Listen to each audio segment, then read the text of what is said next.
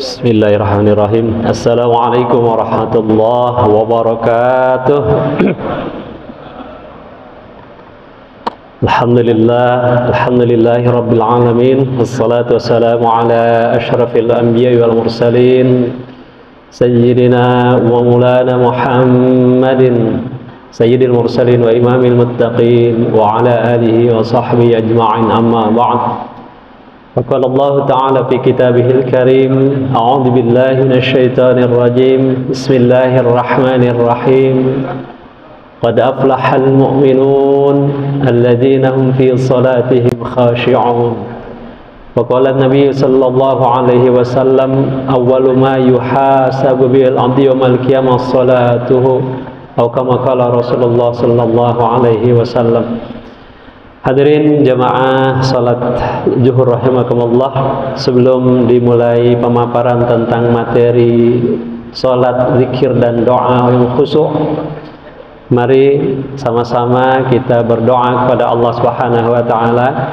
Mudah-mudahan Allah anugerahkan kita ilmu yang bermanfaat, yakni ilmu yang mendorong kita semakin taat kepada Allah dan Rasul-Nya. Mari bisa diikuti doanya. Alhamdulillahirabbil alamin. Allahumma shalli ala sayyidina Muhammad wa ala ali sayyidina Muhammad. Bismillahirrahmanirrahim. Allahumma anfa'na bima 'allamtana. Ya Allah, berikan kepada kami manfaat dengan apa yang Kau ajarkan kepada kami.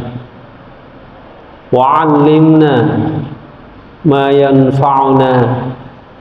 Ya Allah, ajarkanlah kepada kami yang bermanfaat bagi kami. Allahumma rzuqna ilman nafi'a. Ya Allah, anugerahkanlah kepada kami ilmu yang bermanfaat, yang membuat kami semakin takut kepadamu dan mendorong kami semakin taat kepadamu dan kepada Rasulmu. Rabbana zidna ilma warzuqna fahma birahmatika ya arhamar rahimin. Wahai Rabb kami, mohon tambahkan kepada kami ilmu, anugerahkan kepada kami pemahaman dengan curahan kasih sayang-Mu, wahai Zat yang Maha Pengasih, Maha Penyayang. Amin ya Rabbal Alamin. Kabulkanlah permohonan kami ya Allah, wahai Tuhan pencipta dan pengatur seluruh makhluk. Alhamdulillah, di siang ini tentu sambil kita saum ibadah yang juga agung di bulan Ramadan yang juga bulan agung, dan kita juga tadi sudah melaksanakan satu ibadah yang paling utama, yakni ibadah salat, dan dilanjutkan tentu dengan ta'lim di siang ini yang juga merupakan amal yang paling utama, terlebih-lebih lagi dilakukan di bulan Ramadan, berlipat-lipat keutamaan demi keutamaan. Hadirin rahimakumullah, di siang ini kita akan sama-sama telaah bagaimana kita salat yang khusyuk, zikir yang khusyuk, dan juga doa yang khusyuk. Saya ingin mulai dengan salat, pentingnya salat.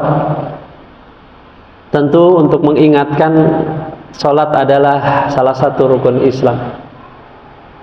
Bunyal Islamu ala khamsin. Dibangun Islam atas 5 dasar atau 5 pilar. Salah satunya adalah iqamis shalah, menegakkan salat. Yang kedua, tentu salat merupakan tiang agama. As-salatu imaduddin, faman aqamaha faqad aqamaddin, wa man tarakaha faqad hadamaddin. Salat adalah tiangnya agama. Siapa yang menegakkan salat, maka dia menegakkan agama. Siapa yang meninggalkan sholat, maka dia meruntuhkan agama. Menegakkan bukan sekedar melaksanakan. Para ulama kalau menjelaskan aqimus sholah, dirikan oleh kalian sholat, ay ada us-sholah adaan kamilan bisyurutiha wa arkaniha wa sunnatiha wa adabiha wal khusyu' wal khudu'.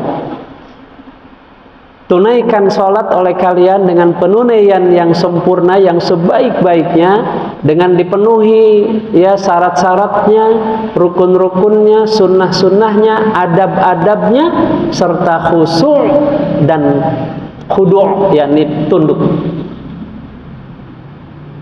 Karena itu ketika berbicara tentang siapa yang menegakkan sholat maka menegakkan agama, berarti bukan sekedar menjalankan sholat, tapi menegakkan sholat dengan benar sehingga tiangnya berkualitas kokoh menopang bangunan. Sebab walaupun ada tiang, kalau tiangnya rapuh, kuat tidak menopang bangunan? Tidak, apalagi tidak ada tiang, yakni meninggalkan sholat. Kemudian yang ketiga tentu, nah ini yang paling tentu kita khawatirkan juga, salat adalah amal yang pertama kali dihisab oleh Allah di hari kiamat nanti. Awwalu ma yuhasabu bihil 'abdu yaumal qiyamah salatuhu. Amal seorang hamba yang pertama kali dihisab pada hari kiamat adalah salatnya. Dalam hadis lain disebutkan as-salatul maktubah. Salat wajibnya terlebih dahulu. Bayangkan Bapak-bapak sekalian, Bapak sekalian, ketika kita menghadap Allah kelak di yaumil hisab, yang pertama harus kita pertanggungjawabkan adalah salat kita. Terbayang tidak, na'udzubillah summa na'udzubillah, ketika kita menghadap Allah dan mempersembahkan amal yang pertama, Allah kecewa dengan salat kita. Allah tidak ridha dengan salat kita. Kenapa? Karena salat kita tidak sesuai dengan yang Allah inginkan, tidak sesuai dengan tuntunan Rasulullah Muhammad sallallahu alaihi wasallam. Sayati 'alan nasi zamanun yusalluna wa lam yusallu. Akan datang suatu masa kepada manusia, mereka salat tapi mereka tidak salat. Jadi mereka salat tapi mereka tidak dihitung melakukan sholat, atau setidaknya sholatnya sia-sia. Na'udzubillah summa na'udzubillah. Karena itulah sholat adalah perkara yang sangat penting, walaupun tentu dalam Islam yang penting bukan hanya sholat. Betul ya? Sholat perkara yang sangat penting. Tetapi Bapak Ibu sekalian, perkara yang amat sangat penting ini, saya menemukan satu fakta, paling tidak pada diri saya pribadi selama ini atau sebelum ini. Yang pertama, seringkali sholat kita tanpa persiapan. Bagaimana tanpa persiapan? Yuk coba kita ukur dengan sholat Id. Kalau kita mau sholat Id, kita sudah bersiap-siap tuh dari malam ya. Gamisnya yang bagus, minyak wanginya, sajadahnya, mungkin ibu-ibu mukenahnya, pokoknya dipersiapkan sedemikian rupa. Pagi-pagi kita sudah mandi, pakai minyak wangi, keramas, pakai sabun, berangkat dengan penuh persiapan. Betul? Atau coba kita bandingkan kalau kita mau berangkat kerja ke kantor. Pasti kita sudah mandi, sudah gosok gigi, pakai baju yang rapi, yang bersih, sepatu sudah mengkilat, kendaraan sudah dibersihkan. Kira-kira nih Bapak-bapak Ibu sekalian, kita ke kantor berani tidak pakai baju bekas tidur? Berani nggak ke kantor pakai baju bekas tidur? Berani nggak ke kantor kita nggak mandi dulu? Berani nggak ke kantor kita pakai kaos pemilu, pakai training? Tentu tidak. Kita mempersiapkan diri sebaik mungkin karena ingin tampil yang terbaik, termasuk mungkin salah satunya menghargai atasan kita. Betul ya? Tapi yang anehnya untuk ukur urusan sholat, terutama sholat subuh diantaranya, adalah orang yang berani tidak mandi dulu.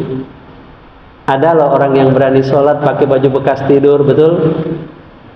Ada yang berani sholat pakai kaos training, kaos pemilu, betul? Yuk coba kita renungkan, kalau menghadap atasan saja kita mempersiapkan diri sedemikian rupa, kenapa menghadap Allah tidak lebih dari itu? Ustaz, bukankah sah sholat pakai baju bekas tidur, pakai training, pakai kaos pemilu? Iya, selama tidak ada najis sah. Cuma dari sisi adab, apakah layak kita menghadap Allah dengan kondisi seperti itu? Saya tanya ulang, bapak-bapak berani nggak ke kantor nggak mandi dulu, nggak gosok gigi pakai baju bekas tidur? Tentu tidak. Kenapa menghadap Allah berani? Ini masalah mindset, karena kita tidak menjadikan pertemuan dengan Allah agenda utama hidup kita. Ini hanya agenda-agenda sisa dari agenda-agenda dunia kita. Maka asal saja. Kadang-kadang ya habis jalan pakai training, kita sholat pakai training. Betul ya? Kali lagi ini bukan persoalan sah tidak sah, karena sholat secara umum kajiannya ada dua. Pertama masalah fikihnya, syarat sahnya, rukun-rukunnya termasuk sunnah-sunnahnya. Yang kedua masalah khusyuknya, yakni bagaimana menata hati, pikiran dan adab kita menghadap Allah. Jadi persoalan pakaian yang tidak bersih, tidak rapi, tidak wangi, bukan persoalan sah tidak sah, tapi persoalan adab kita menghadap Allah. Kira-kira kalau kita ke undangan, berani ibu-ibu pakai daster bekas masak? Bapak-bapak ke undangan berani pakai celana, tidak pakai baju? Tentu tidak. Padahal kalau mengukur sekedar sah, sah tidak sholat pakai celana, tidak pakai baju, asal menutup lutut sampai pusat? Sah. Tapi kira-kira beradab nggak menghadap Allah dengan cara seperti itu? Ke kantor saja kita nggak akan berani. Jadi yang pertama, fakta sholat kita menunjukkan seringkali tanpa persiapan. Betul ya? Yang kedua, sholat kita kadang terburu-buru. Apalagi ada janji meeting, ada janji bisnis, sholat yang dikorbankan. Sampai bacanya cepat-cepat, bismillahirrahmanirrahim, alhamdulillah, assalamualaikum, assalamualaikum. Ada janji. Padahal janji dengan Allah jauh sebelum kita lahir di dunia, kita sudah berikrar di hadapan Allah. Ketika Allah bertanya, alastu bi rabbikum? Bukankah aku ini adalah Rabb kalian, Tuhan yang menciptakan dan menghidupkan kalian? Qalu bala syahidna. Semua manusia menjawab, ya betul ya Allah, Engkau adalah Tuhan kami dan kami bersaksi. Begitu sudah lahir ke dunia, kalah tuh janji sama Allah dengan janji sama manusia. Memang salah kita, janji jam 1, sholat jam 1 kurang 10, kurang 5, pasti terburu-buru. Coba kalau di awal waktu mempersiapkan diri, betul ya?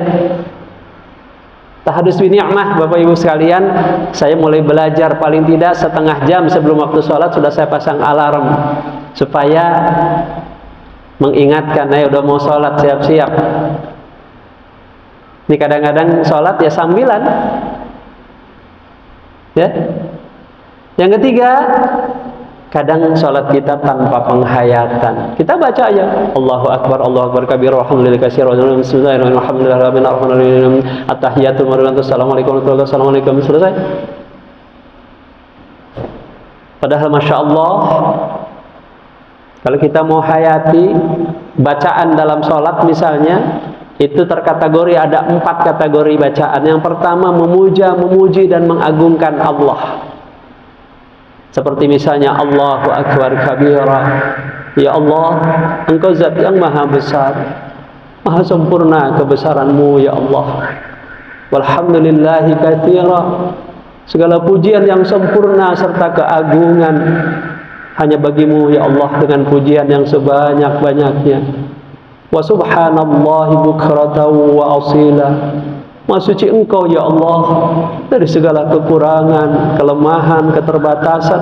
Engkau zat yang maha sempurna sepanjang pagi dan petang. Bapak Ibu bayangkan ketika kita memuja seseorang, kalau hanya dengan bibir, itu sebenarnya tulus nggak kita memuji? Itu hanya basa-basi. Kapan disebut tulus? Ketika bukan hanya dengan lisan, tapi dengan hati, dengan jiwa kita memuji dia. Kapan itu akan terwujud? Ketika kita tahu kehebatan orang yang kita puji, ketika kita tahu prestasi orang yang kita puji, kita sudah tahu kehebatannya, terus kita memuji berdasarkan fakta, pasti tulus. Nah, kehebatan Allah tentu tidak perlu diragukan lagi. Kemahabesaran Allah, keagungan Allah tentu tidak perlu kita pertanyakan lagi. Tapi yang luar biasa anehnya ketika kita memuji tidak dengan hati, tidak dengan jiwa, seperti basa-basi. Allahu Akbar kabir walhamdulillahi katsira, selesai. Padahal kata Ali As-Sabuni, alhamdu adalah as-sana'ul kamil ala wajhi ta'zim makrunan bil mahabbah. Alhamdulillah itu adalah pujian yang sempurna dalam rangka mengagungkan, disertai dengan penuh rasa cinta ketika mengungkapkannya, lahir dari jiwa. Itulah alhamdulillah. Yang kedua, bacaan salat kategorinya bersolawat kepada baginda Rasulullah Muhammad sallallahu alaihi wasallam. Misalnya dalam tahiyat, Allahumma salli ala Muhammad wa ala ali Muhammad kama sallaita ala Ibrahim wa ala ali Ibrahim. Yuk coba renungkan ketika bersalawat kepada baginda Rasul, hadir nggak Rasul di hati kita? Atau juga jangan-jangan salawat kita hanya basa-basi dari mulut kita, dari lisan kita? Yang ketiga kategori bacaan salat adalah ikrar. Asyhadu an la ilaha illallah wa asyhadu anna Muhammadar Rasulullah. Aku berikrar, aku bersaksi bahwa tidak ada Tuhan yang berhak disembah, ditaati kecuali Engkau ya Allah. Aku berikrar, aku bersaksi bahwa Nabi Muhammad adalah utusan Allah. Dan boleh jadi ketika berikrar pun tidak dengan penghayatan, hanya di lisan, di bibir. Padahal ikrar itu berarti ungkapan pengakuan yang muncul dari hati kita. Dan yang keempat kategori bacaan salat adalah doa, permohonan. Nanti kita akan bahas tentang doa. Doa itu artinya memohon. Allah berfirman, a'udzubillahi minasyaitonirrajim, ud'u rabbakum tadarru'an wa khufyah innahu la yuhibbul mu'tadin. Memohonlah kepada Rabb kalian dengan merendahkan diri dan suara lirih mengemis. Berdoa itu memohon, menunjukkan kebutuhan, bukan membaca teks doa. Kadang-kadang kita berdoa, Rabbana atina fid dunya hasanah, Rabbana adzlamna. Itu bukan berdoa, itu buburutu. Berdoa itu Rabbana,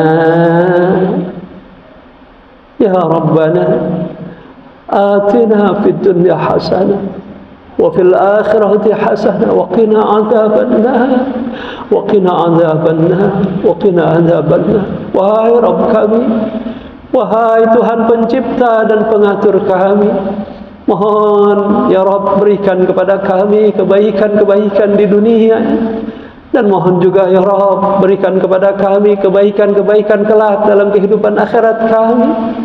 Dan mohon ya Rabb hindarkan kami dari azab neraka, hindarkan kami dari azab neraka ya Rabb. Mohon ya Rabb hindarkan kami dari azab neraka, karena neraka adalah milikmu ya Rabb. Hanya Engkau yang bisa mengeluarkan kami dari azab neraka-Mu ya Rabb. Walaupun mungkin amal kami memang pantasnya menjadi penghuni neraka ya Rabb, tapi kami tidak ingin menjadi penghuni neraka ya Rabb, karena kami yakin kami tidak akan sanggup. Karena itu ya Rabb, kami mohon ya Rabb, Engkau berkenan menghindarkan kami dari azab neraka. Amin. Kabulkan ya Rabb, mohon kabulkan. Itu namanya doa. Coba hayati salah satu doa, duduk di antara dua sujud. Rabbighfirli, wahai Rabbku, wahai Tuhan pencipta dan pengaturku, mohon ya Rabb ampuni dosa-dosaku ya Rabb. Warhamni ya Rabb, mohon sayangi aku ya Rabb, belas kasihani aku ya Rabb. wajburni ya Rabb, mohon cukupkan segala kekuranganku ya Rabb, warfa'ni ya Rabb, mohon angkat derajatku ya Rabb, warzuqni ya Rabb, mohon beri aku rezeki ya Rabb, wahdini ya Rabb, mohon beri aku petunjuk ya Rabb, wa'afini ya Rabb, mohon sejahterakan aku ya Rabb, wa'fu anni wa'fu anni wa'fu anni ya Rabb, mohon maafkan segala hilap dan salahku ya Rabb. Kalau dihayati terasa indah dan Allah hadir dalam hati kita. Jadi yang namanya berdoa itu memohon dan Allah hadir di hati kita, bukan membaca teks doa. Maka wajar kalau doa kita tidak diijabah karena kita tidak bersikap memohon, tapi lebih kepada memerintah atau hanya membaca teks doa. Yang keempat, kadang sholat kita tanpa kesadaran. Kita nggak sadar sedang membaca apa, kita nggak sadar sedang melakukan gerakan apa, kita nggak sadar ini rokaat keberapa. Bahkan bisa jadi kita nggak sadar kita sedang menghadap siapa. Bahkan ketika mengucapkan Allahu Akbar, ya Allah Engkau zat yang maha besar, tapi Allah tidak hadir di hati kita. Kita membesarkan ruang kosong, bukan membesarkan Allah. Padahal Allah berfirman, a'udzubillahi minasyaitonirrajim, wa aqimis sholata li dzikri, dirikan salat itu untuk mengingatku. Tapi apa yang terjadi? Yang kita ingat dalam sholat, apakah lebih banyak Allahnya atau yang di luar sholat? Muncul pekerjaan, muncul macam-macam, ya. Bahkan yang di luar sholat tidak kita ingat, pas di sholat keinget segala macam, ya. Sampai ada goyonan, kalau lupa nyimpan handphone, segeralah sholat, insya Allah ingat di mana handphone kita simpan. Padahal sholat itu lidzikri, kata Allah, untuk mengingatku. Dan nanti kita lihat dalilnya, pahala sholat seseorang tergantung berapa banyak dia mengingat Allah hatinya. Maka boleh jadi sholat kita sah kalau terpenuhi syarat sahnya, rukun-rukunnya. Tapi kalau tidak khusyuk, maka kualitas sholatnya dipertanyakan. Karena memang yang mendukung kehusuan secara umum ada dua, atau yang mengganggu kehusuan juga ada dua. Yang pertama faktor eksternal kita, yang kedua faktor internal diri kita. Kalau eksternal, yakni ada setan khusus, namanya setan khinzib, yang memang ditugaskan khusus oleh iblis. Tugasnya satu saja, mengacaukan pikiran orang sholat. Jadi selama sholat justru dia tampakkan tuh pikiran-pikiran di luar sholat. Ya, segala mobil belum dicuci lah keingetan, segala masakan takut gosong, segala macam. Padahal sampai ulama menafsirkan sholat khusyuk adalah sholat yang kita hanya ingat urusan sholat, tapi lupa atau tidak ingat urusan di luar sholat. Ini gambarannya kalau sholat khusyuk itu begini. Kalau bapak-bapak nonton sepak bola, final Piala Dunia misalnya, fokus nggak tuh kepada tontonan itu? Fokus. Sadar nggak kalau ada orang yang manggil? Tidak, itulah khusyuk. Jadi fokus. Maka dulu di masa sahabat ada kisah diantaranya Sayyidina Abbad bin Bishr dan Ammar bin Yasir radhiyallahu anhuma. Suatu ketika dalam satu perjalanan bersama Rasulullah SAW, kemudian berkemah, dan Abbad bin Bishr dan Ammar bin Yasir ini ditugaskan oleh Rasul menjadi penjaga keamanan, ronda lah begitu. Akhirnya mereka keliling di tengah malam, keadaan aman.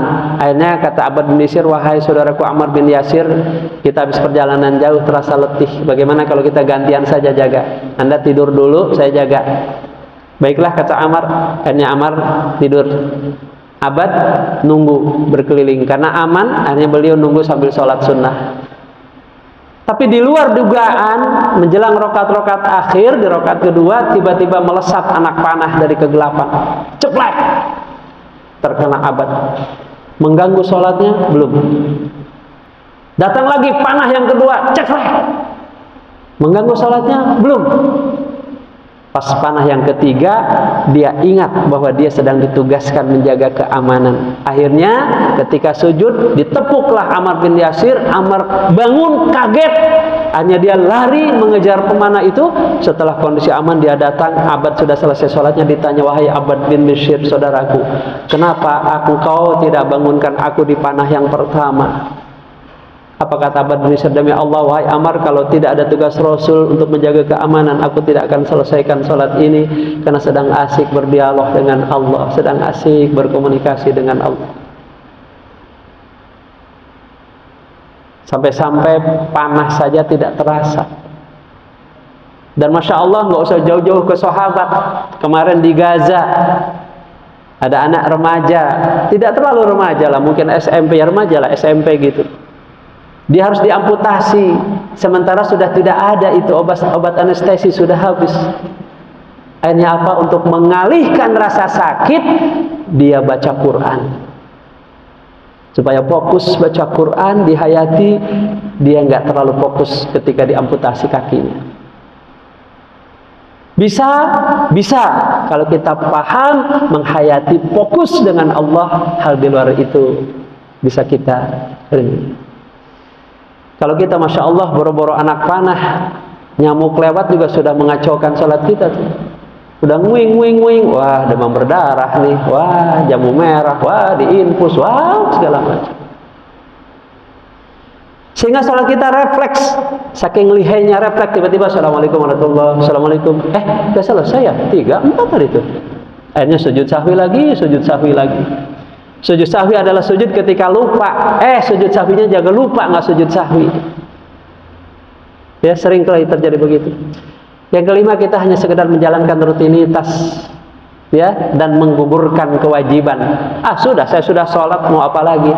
Akhirnya, nah ini yang paling bahaya, jarang atau bahkan mungkin tidak pernah dievaluasi sholat kita. Sudahkah syarat sahnya terpenuhi? Sudahkah rukun-rukunnya terpenuhi? Sudahkah sunnahnya betul? Dan sudahkah khusyuk sholat kita? Dan boleh jadi ini berlangsung terus-menerus. Bapak sekalian, ini yang sempat saya rasakan dan saya petakan, kemudian saya berbenah diri, ya. Dan saya berharap mudah-mudahan bapak-bapak tidak merasakan ini. Cuma untuk memastikan, apakah juga merasakan fakta-fakta seperti ini? Bapak-bapak merasakan juga fakta seperti ini? Kok pada ngangguk? Berarti sholat kita bermasalah dong.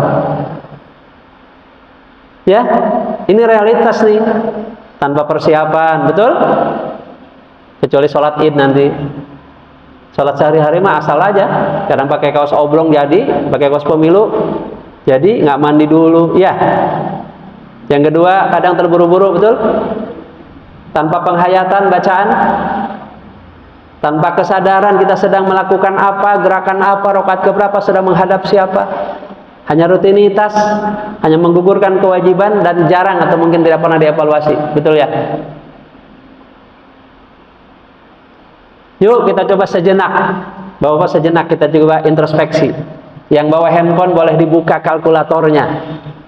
Kita coba hitung-hitung sebelum nanti dihitung oleh Allah SWT. Hasibu anfusakum qabla an tuhasabu. Hitung diri kalian sendiri sebelum nanti dihitung oleh Allah SWT. Ya, boleh yang punya kalkulator, ya, yang punya handphone dibuka kalkulatornya. Kita coba muhasabah diri sholat kita. Sudah? Coba sekarang bapak-bapak, ibu-ibu hitung umur bapak ibu dikurang 15. Masih ingat umurnya? Mudah-mudahan masih ingat ya. Sekarang soalnya banyak yang lupa umur. Umur kita dikurang 15 sama dengan sekian. Sudah?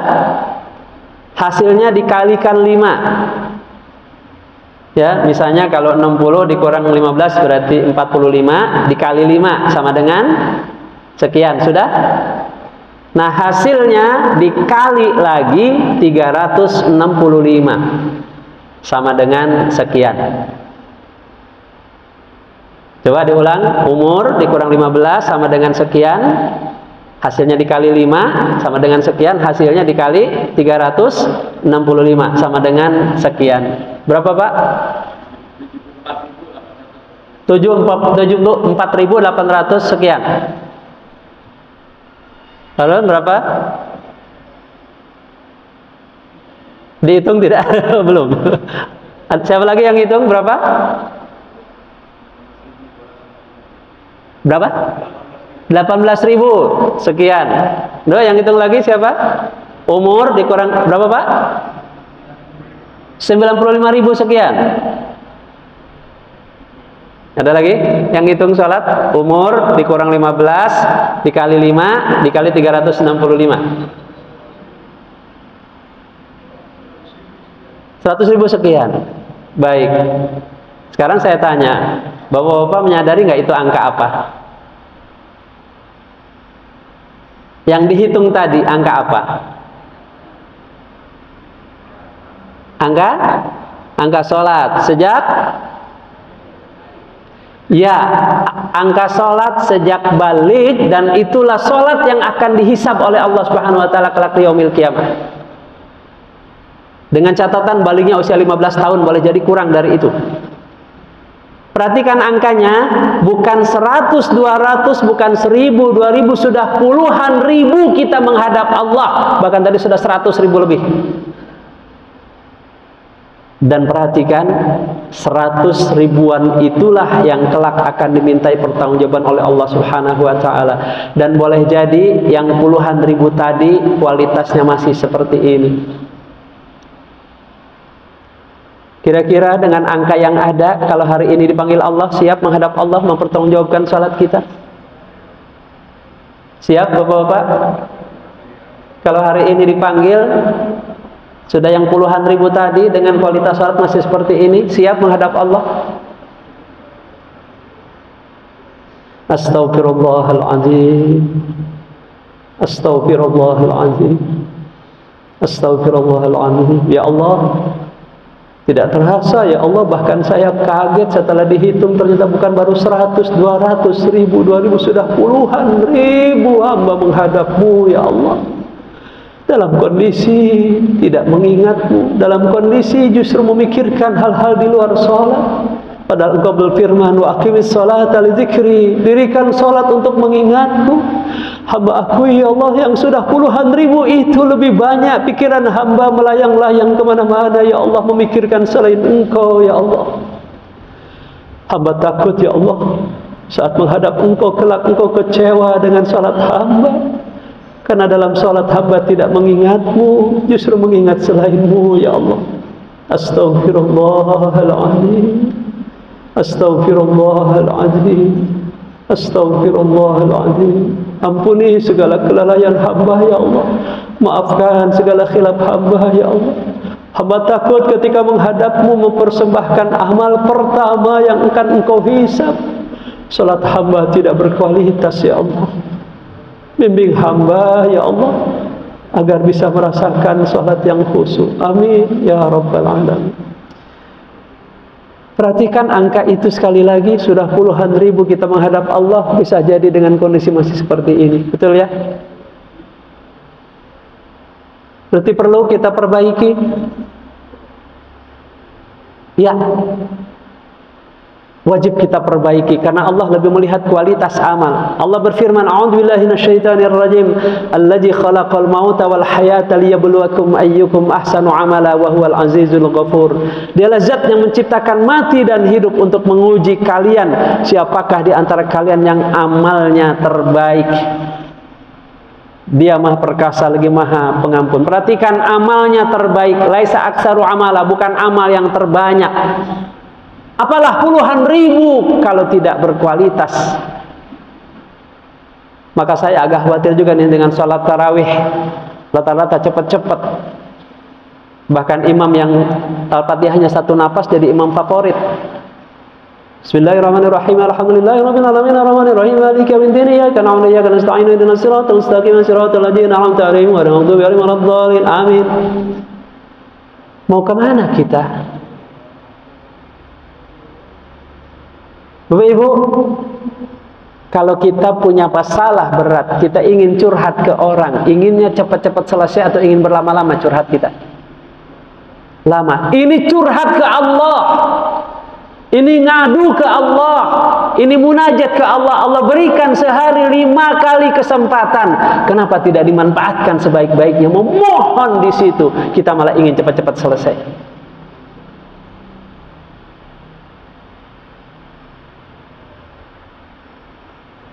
Bahkan sampai ada guyonan di sholat taraweh. Kalau teman NU di antara sholat suka ada bilang, ya, Allahumma sholli wa sallim wa barik alaih, gitu ya. Ini enggak jadi goyonannya, ayo cepat-cepat mulai, gitu. Karena ingin segera selesai, ingin pada setelah itu juga nganggur, sayang kesempatan yang Allah berikan disia-siakan. Apa itu amal yang terbaik? Niatnya ikhlas karena Allah dan caranya sesuai tuntunan Rasulullah Muhammad SAW. Niatnya karena Allah, caranya berarti syarat sahnya, rukunnya, sunnah, termasuk khusyuknya mengikuti tuntunan Rasulullah Muhammad SAW. Maka yuk di bulan terbaik, bulan Ramadan, sholatnya yang terbaik, khusyuk, baca Qur'annya yang terbaik, tartil, ditadaburi, dipahami, dihayati. Ya, sholat tarawehnya terbaik, sedekahnya terbaik. Ayo.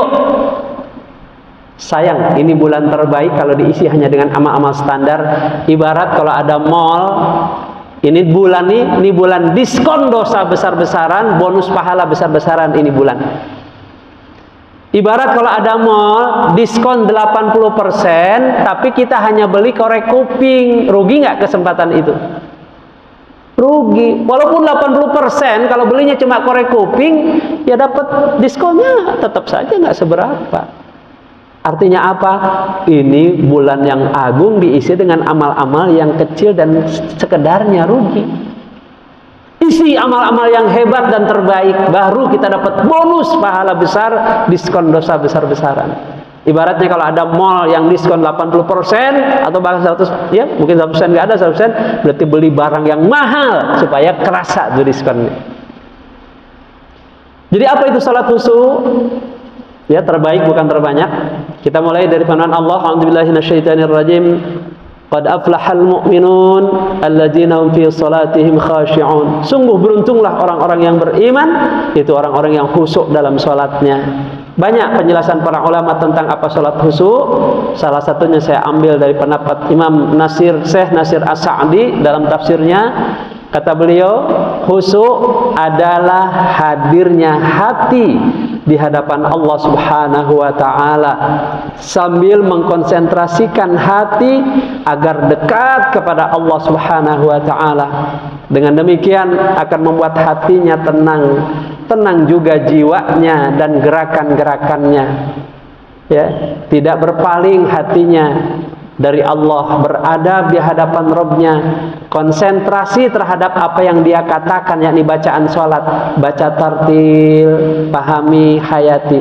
Juga konsentrasi terhadap gerakan-gerakan sholat, gerakannya tumakninah, tenang, tidak tergesa-gesa, tidak terburu-buru, ya, dari awal sampai akhir, jauh dari waswas syaitan dan pemikiran yang jelek. Dan khusyuk ini, kata beliau, merupakan rohnya sholat.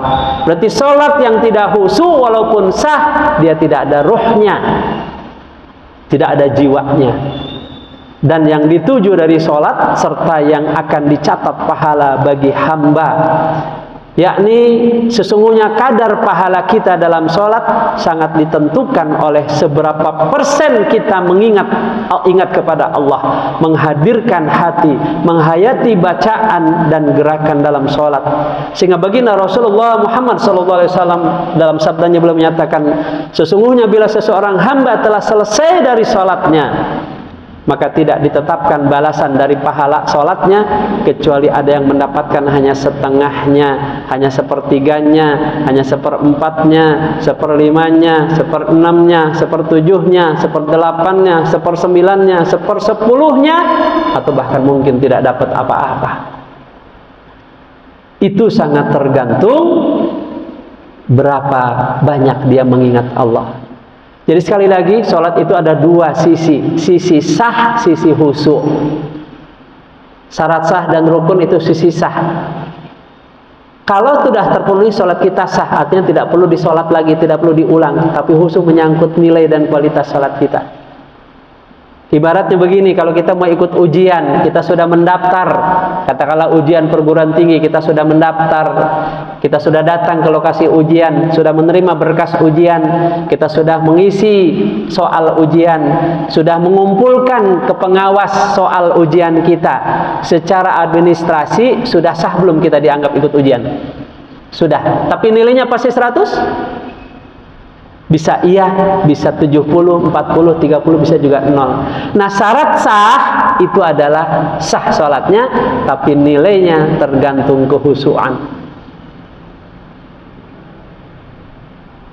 Maka sahabat Ammar bin Yasir radhiyallahu an, ya, beliau menyatakan sesungguhnya tidak dicatat sebagai pahala dalam sholat seseorang yang hatinya lalai.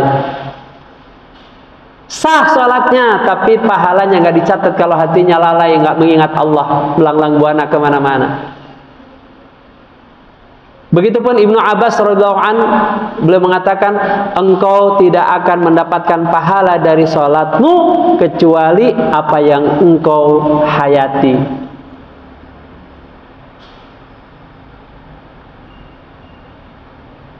Wah, khawatir juga nih sholat kita ya. Yang puluhan ribu tadi sah insya Allah kalau terpenuhi syarat sahnya, tapi begitu dibuka rapotnya nilainya. Yang kedua dalilnya adalah Allah berfirman, a'udzubillahi minasyaitonir rajim, wa aqimis sholata lidzikri, dirikan salat untuk mengingatku. Perhatikan, mengingatku, bukan mengingat kerjaan, bukan mengingat tanaman, mengingat itu segala macam. Maka kata Sa'di,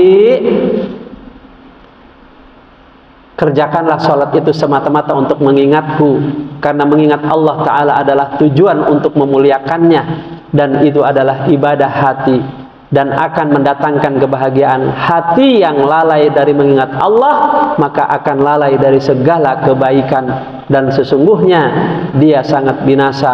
Allah telah mensyariatkan bagi hamba-hambanya berbagai macam ibadah dengan maksud untuk mengingatnya, wabil khusus sholat. Semua hidup kita ibadah untuk mengingat Allah, lebih-lebih lagi sholat. Puncak dari ibadah hidup kita adalah sholat, dan puncak dari sholat adalah ketika sujud.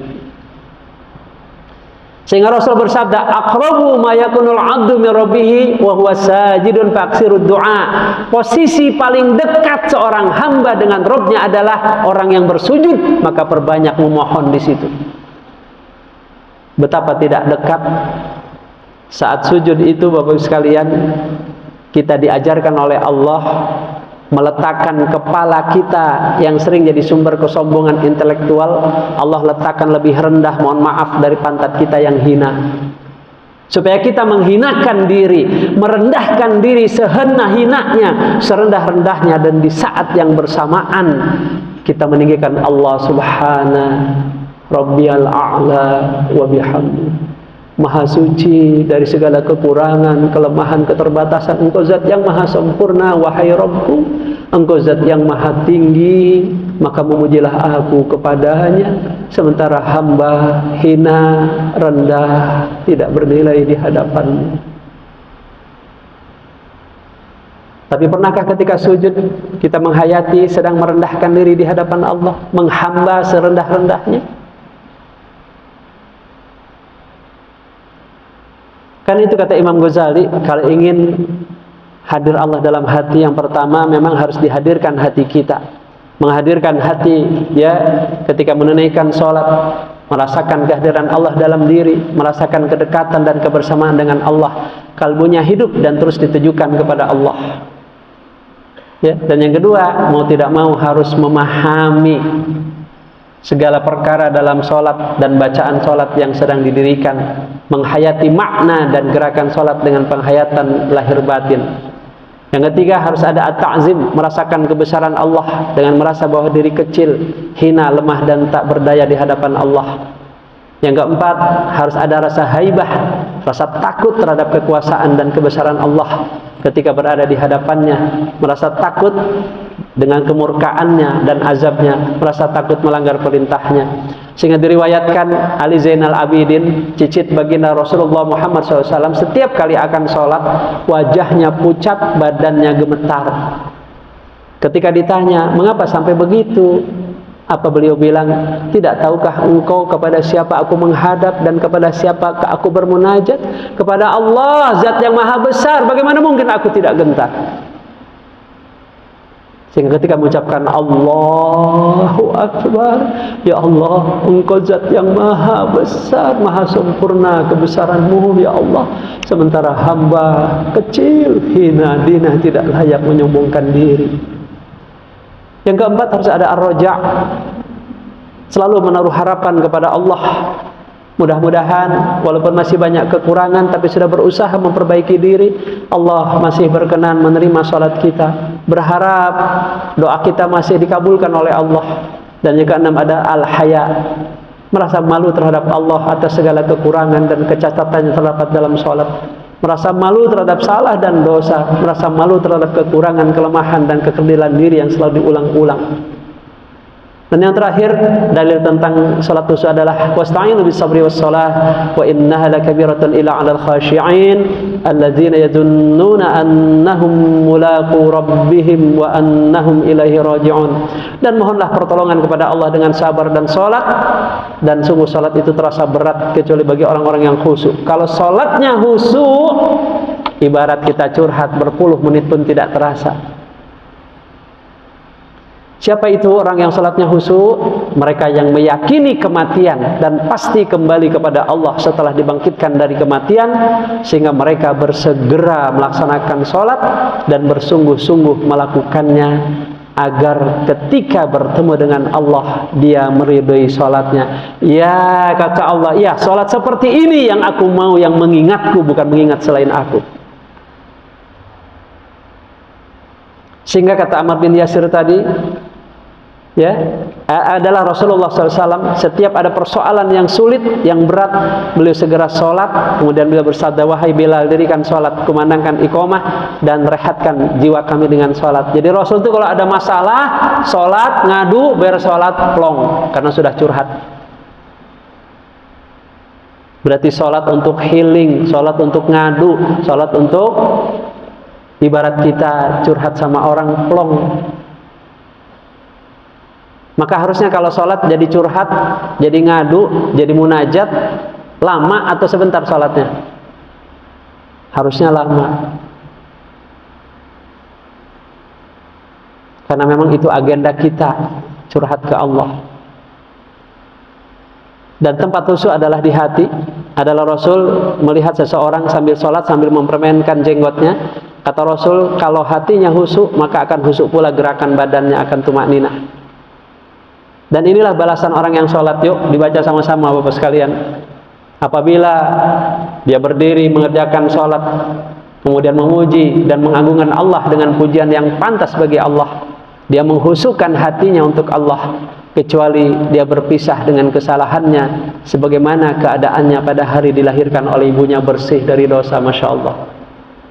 Kalau sholatnya khusyuk. Tapi sehingga Rasul bersabda, wahai sahabat-sahabatku, bagaimana kalau di hadapan pintu rumahmu ada sungai jernih dan kalian mandi 5 kali sehari semalam, apakah masih tersisa kotoran? Tidak ya Rasulullah. Itulah sholat kalian. Tapi sholatnya yang begini, bersih dari dosa. Betapa tidak bersih tadi dalam doa, Rabbighfirli, wahai Rabbku, mohon ampuni dosa-dosaku ya Rabb. Dan terakhir, wa'fu anni ya Rabb, mohon maafkan segala hilaf dan salahku. Kata ulama, Rabbighfirli kalau diampuni itu dosanya diampuni, tapi jejak-jejak kejahatannya masih ada. Tapi kalau wa'fu anni dimaafkan total, baik dosa maupun bekas-bekasnya dihapus sama sekali oleh Allah. Maka di bulan Ramadan kita dianjurkan banyak membaca doa itu. Allahumma innaka afun tuhibbul afwa fa'fu anni. Ya Allah, engkau zat yang maha memaafkan, engkau suka memaafkan, maka maafkanlah segala hilaf dan salahku. Sama kita juga ke orang, yaudah, pokoknya saya maafkan, udah, itu artinya beres semua, nggak ada urusan lagi. Maka kira-kira kalau sungguh-sungguh Rabbighfirli dan wa'fu anninya diampuni nggak dosa kita? Dihapuskan nggak kesalahan kita? Berarti beres sholat bersih nggak dosa? Tapi ada syarat, sholatnya yang sah dan khusyuk. Karena itu Bapak Ibu sekalian, bukan hanya sholat yang harus khusyuk, zikir dan doa juga. Harusnya nih sholat itu kita connect dengan Allah sejak dari wudhu, awal sholat, berzikir, ketika sholat, ketika salam, termasuk ketika zikir dan doa, jangan dilepas tuh. Astaghfirullahaladzim, astaghfirullahaladzim, astaghfirullahaladzim, wa atubu ilaih. Ya Allah, wahai Zat yang maha besar, hamba mohon ampun kepada Hamba ya Allah dari segala dosa dan kesalahan. Hamba bertaubat kembali ke jalan-Mu ya Allah. Mohon ampuni dosa-dosa hamba ya Allah. Bimbing agar kami istiqomah di jalan-Mu ya Allah. Terus ilah Rabbana subhanaka subhanallah, wa suci Engkau ya Allah. Alhamdulillah, segala puji hanya bagi-Mu ya Allah. Allahu akbar, Engkau Zat yang maha besar ya Allah. Terus doa juga tetap connect dengan Allah hati kita. Ini kadang-kadang Masya Allah zikir kita ekspres,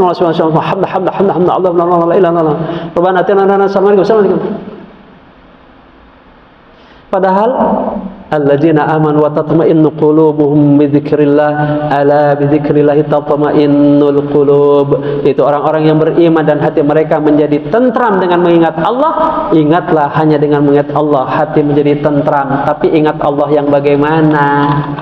Tentu yang hatinya connect dengan Allah. Ketika doa juga begitu. Allah berfirman, "Ud'u rabbakum tadarru'an wa khufyah, innahu la yuhibbul mu'tadin." Berdoalah kepada Tuhanmu dengan merendahkan diri dan suara yang lembut, lirih mengemis. Sesungguhnya Allah tidak menyukai orang-orang yang melampaui batas. Maka dalam konteks doa perhatikan, yang pertama suci dari hadas dan najis tentu. Yang kedua menutup aurat, yang ketiga menghadap kiblat, yang keempat pakaian dan makanannya yang halal. Karena Allah tidak akan menerima doa yang pakaiannya dari yang haram, makan minumnya dari yang haram. Kemudian ketika berdoa, yang pertama memuja, mengagungkan Allah dulu. Alhamdulillahirabbil alamin, hamdan yuwafi ni'amahu wa yukafi'u mazidah. Ya Rabbana, ya Rabbana, ya Rabbana lakal hamdu kama yanbaghi li jalali wajhikal karim wa li 'azimi sultanik, dengan pengungkapan yang segenap jiwa. Bersolawat kepada baginda Rasulullah. Allahumma salli ala sayyidina Muhammad wa ala ali sayyidina Muhammad. Baru kita memohon dengan sikap merendahkan diri, melirih, mengemis, memaksa. Kata ulama, berdoa itu merendahkan diri, suara lirih, mengemis, memaksa. Apa mengemis? Kayak orang ngemis. Ya Allah, mohon ya Allah, mohon ya Allah, hamba butuh ya Allah, mohon. Orang mengemiskan begitu, Pak, Bu, tolong, saya belum makan Pak, tolong, kasihan saya Pak, gitu. Terus memaksa, apa maksud memaksa? Minta lagi, minta lagi, minta lagi, terus aja, nggak bosan-bosan.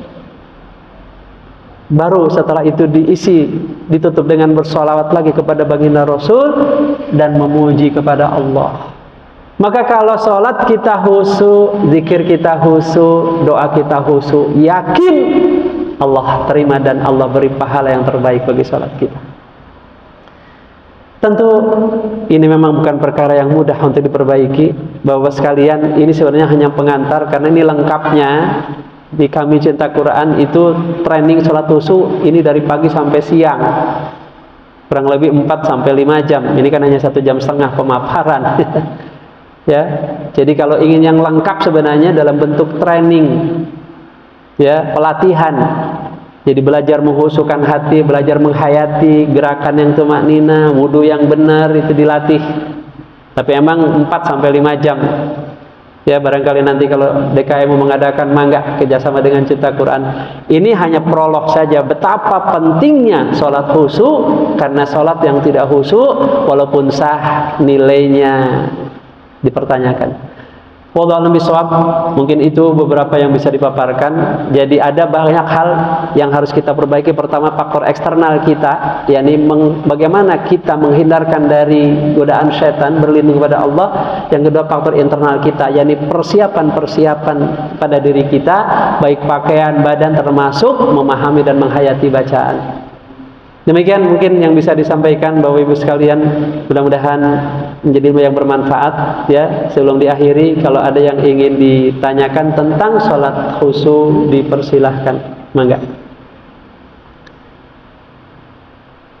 Ada? Iya, mangga, lanjut.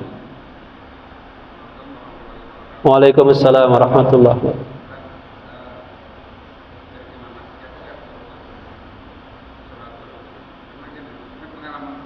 Iya. Iya.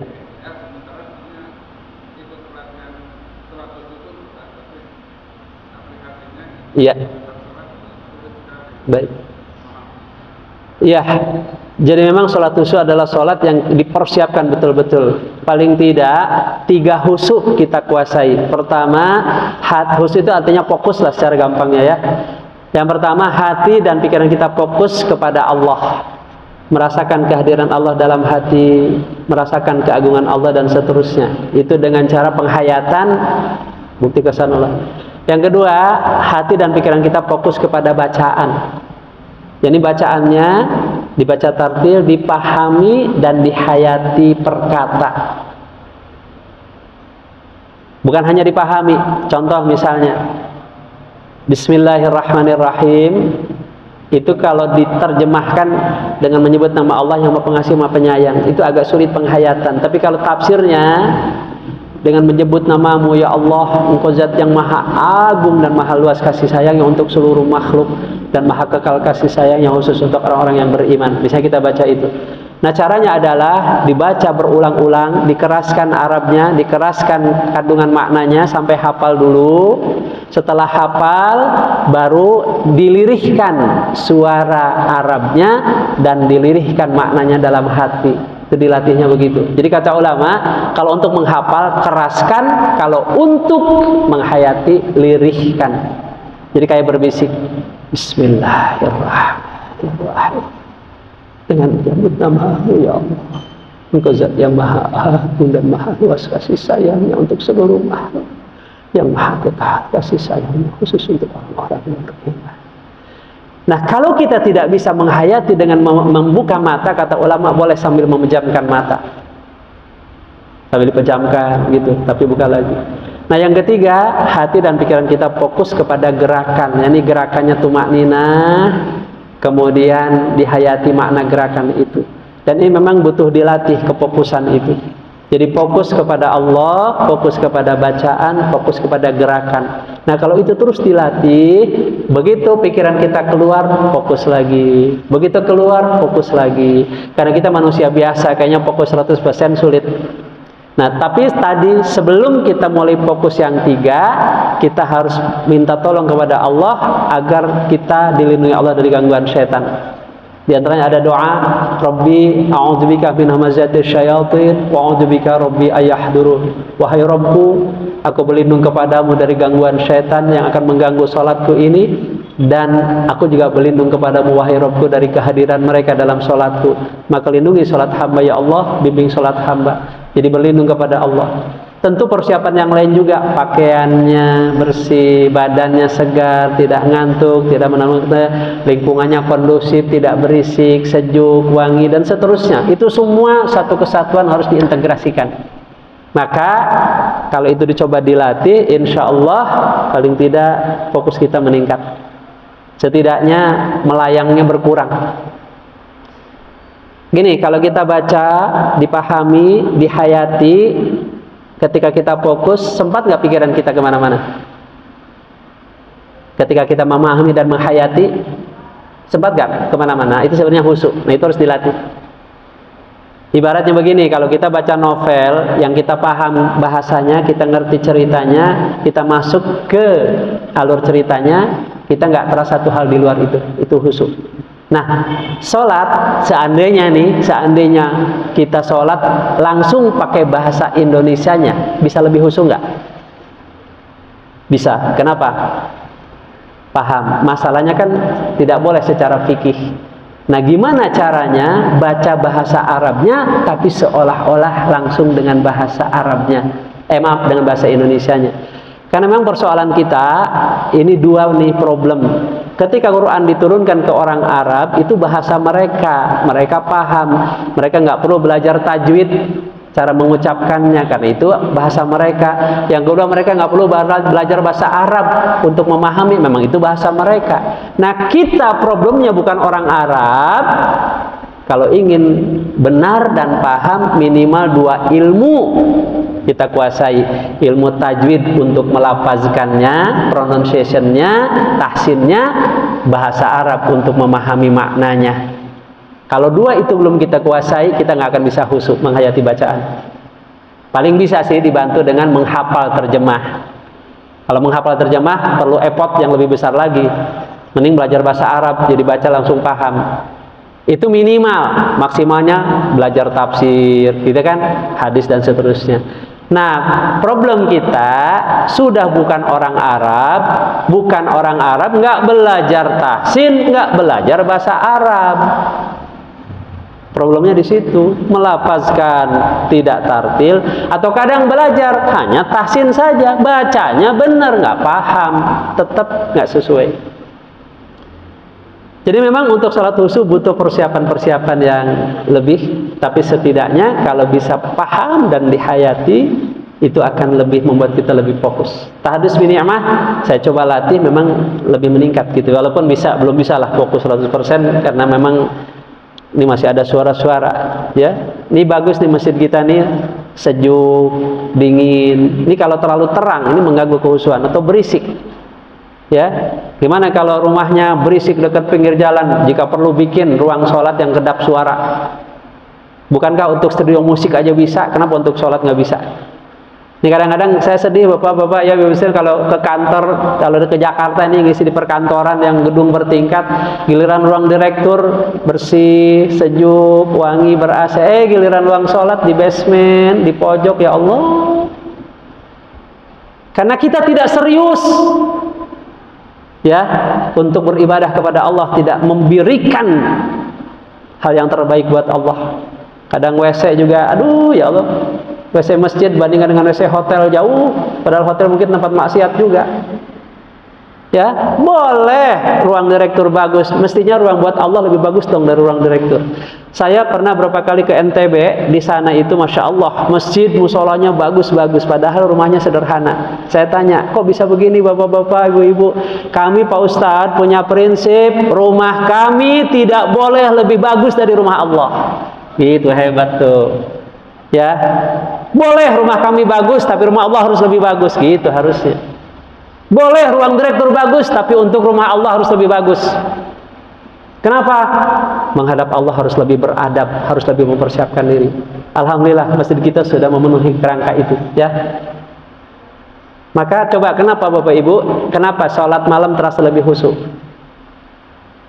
Kenapa terasa lebih khusyuk sholat malam? Hening, ya. Asal mandi dulu, walaupun hening, kalau nggak mandi dulu nggak khusyuk itu. Mandi seger khusyuk gitu.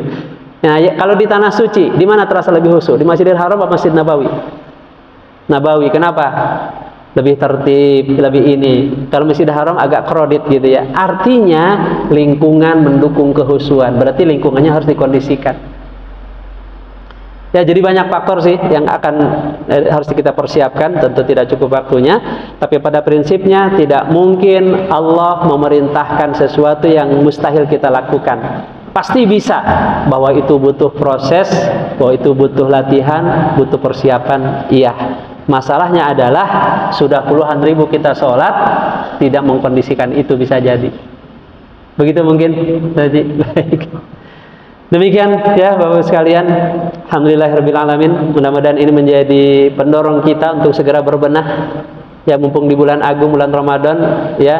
Dan saya yakin mudah-mudahan di sini juga salat tarawihnya tartil ya, tarawihnya tertib ya. Alhamdulillah. Jangan mentang-mentang sholat sunat akhirnya dikorbankan. Sholat sunat, sholat wajib itu rukunnya sama, khusyuknya sama. Yang membedakan cuma status hukumnya saja. Kalau yang wajib tidak dijalankan dosa, yang sunnah tidak dijalankan rugi. Ini jangan mentang-mentang sholat sunnah ini jadi asal-asalan, enggak. Sama, wajib. Demikian, mudah-mudahan ada manfaatnya, dan mohon maaf kalau ada yang kurang-kurangan. Kita akhiri dengan doa kafaratul majelis. Subhanakallahumma wa bihamdika asyhadu an la ilaha illa anta astaghfiruka wa atubu ilaik. Alhamdulillahirabbil alamin. Assalamualaikum warahmatullahi wabarakatuh.